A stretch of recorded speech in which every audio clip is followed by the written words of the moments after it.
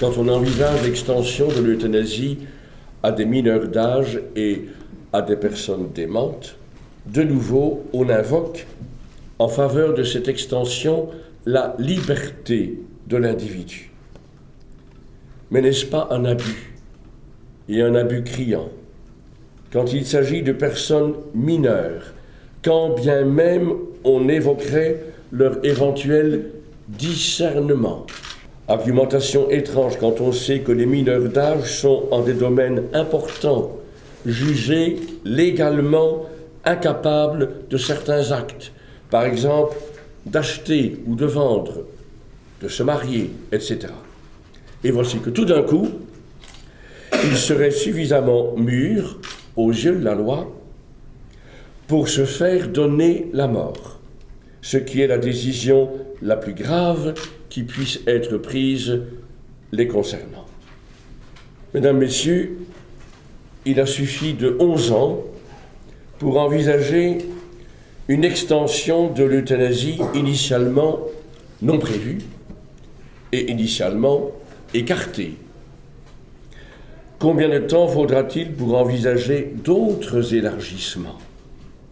Car s'il suffit, als het volstaat, s'il suffit de donner son consentement, et si ce geste, en se multipliant, se banalise, il ne manquera pas sans doute dans quelques années d'esprits larges qui jugeront qu'on peut, dans nombre de cas, présumer légitimement ce consentement chez le mineur qui l'eût donné, qui l'aurait donné si son discernement avait été tout juste un peu plus mûr, ou chez la personne démente qui l'eût confirmé par écrit si on le lui avait proposé en temps opportun. On jugera qu'on peut peut-être se passer de ce consentement écrit. J'espère ne pas être prophète. Demander l'euthanasie est présenté comme un acte courageux et la pratiquer comme un acte empli d'humanité. Il s'agit là de confusion. On présente la pratique euthanasique comme un choix libre, mais cela ne tient pas compte du terrain.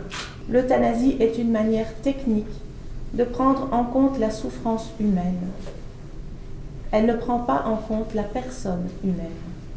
Jusqu'ici, l'objection de conscience de la part des médecins est reconnue. Pour le personnel paramédical, j'entends dire que c'est beaucoup plus délicat, parce que si une infirmière refuse de participer, on trouvera bien quelque part dans son service un petit défaut qui permettra de la licencier à la première occasion. Ce n'est pas toujours aussi facile. Mais pour les institutions, il y a des avis partagés, il y a des juristes qui pensent qu'une institution comme telle peut faire le choix de ne pas pratiquer l'euthanasie.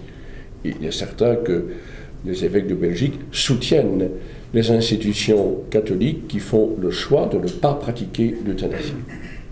Alors, Madame Dopchy, un enfant qui demande l'euthanasie, est-ce que ça existe? Ça vous est arrivé déjà? Alors, je ne travaille pas avec les enfants, mais je pense que ça peut exister, effectivement. La souffrance, elle est parfois terriblement lourde à porter. Et dans le milieu dans lequel on vit, dans l'ambiance actuelle, il y a beaucoup de choses qui peuvent se passer. Les enfants perçoivent aussi l'ambiance dans laquelle on est. Et les enfants qui sont de grands souffrants ont surtout besoin de soulager les parents de la souffrance qu'ils ont l'impression de leur faire porter. Et si on n'est pas attentif, on peut leur infiltrer des idées comme ça. Je pense que c'est pas naturel. L'enfant a quand même en lui une grande espérance, une vitalité, un désir de vivre. Les enfants sont très très combatifs.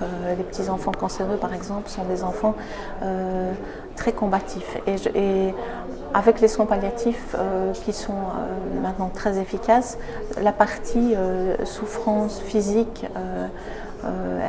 est très, très supportable, alors ça change beaucoup de choses. Est-ce que vous pensez au niveau législatif que le législateur pourrait être influencé par tout ce qui est débattu actuellement? Bien sûr que le législateur l'est. Je pense qu'il y a des lobbying très puissants derrière ces questions qui ont, comme on l'a vu en 2002, au moment créer la loi, ça a été très rapide parce que le lobbying était très puissant et que l'on sait jouer avec l'émotion des personnes. C'est très facile de présenter une situation qui vous bouleverse. Et alors, une fois que vous êtes bouleversé, vous êtes dans l'émotion, vous perdez toute notion de réflexion et d'intellect. Et donc, on peut vous emmener un petit peu où l'on veut. Donc oui, je pense que le législateur peut se laisser influencer.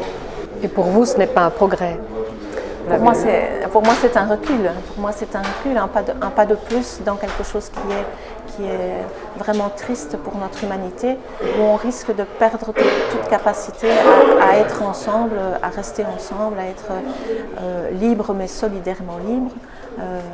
Donc pour moi, c'est très triste. Merci.